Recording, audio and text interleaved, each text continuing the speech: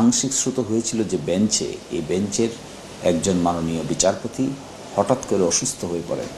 তিনি প্রায় 1 মাস কোর্টে আসতে পারেননি। তারপরে আদালত আবার 1 মাসের জন্য বন্ধ হয়ে যায়। ফলে এটি শুনানি প্রায় শেষের দিকে ছিল।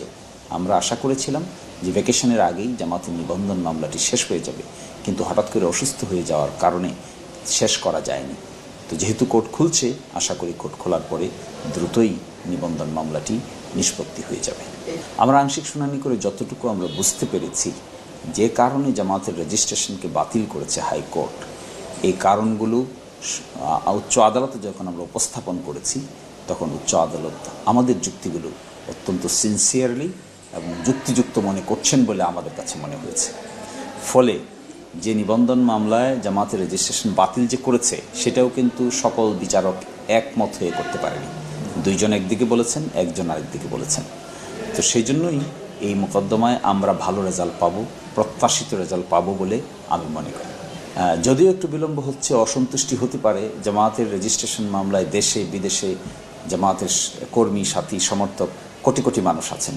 সকলের দৃষ্টিভঙ্গি তো আর একরকম হবে না। উদ্বিগ্নতা থাকাটাই স্বাভাবিক। তাদের এই উদ্বেগকে আমি সম্মানের দৃষ্টিতে দেখি।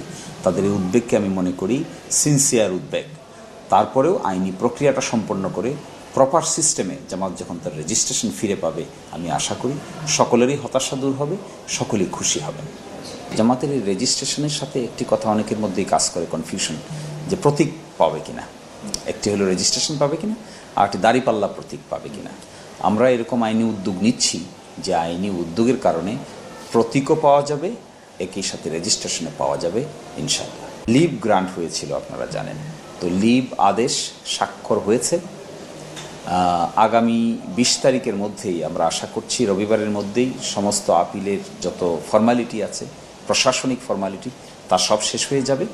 21 তারিখে আমরা আশা করি আদালতে উপস্থাপন করতে পারবো এবং যথারীতি 22 তারিখে এটি যেন শুনানির জন্য উপরের দিকে থাকে। এই জন্যই আমরা আদালতের কাছে প্রত্যাশী যে 22 তারিখে এই শুনানি শুরু হয়ে যাবে। আমি খুবই হোপফুল, এবং এই ক্ষেত্রে আদালত আমাদেরকে আগেও যথেষ্ট সিনসিয়ারলি নিয়েছেন। রাষ্ট্রপক্ষে যারা আছেন তারাও সিনসিয়ারিটি দেখাচ্ছেন, ইন্টারন্যাশনাল ট্রাইব্যুনালে যারা আছেন তারাও সিনসিয়ারিটি দেখাচ্ছেন। ফলে এখানে 22 তারিখে শুনানি হওয়ার ক্ষেত্রে আমি আর কোনো বাধা দেখি না।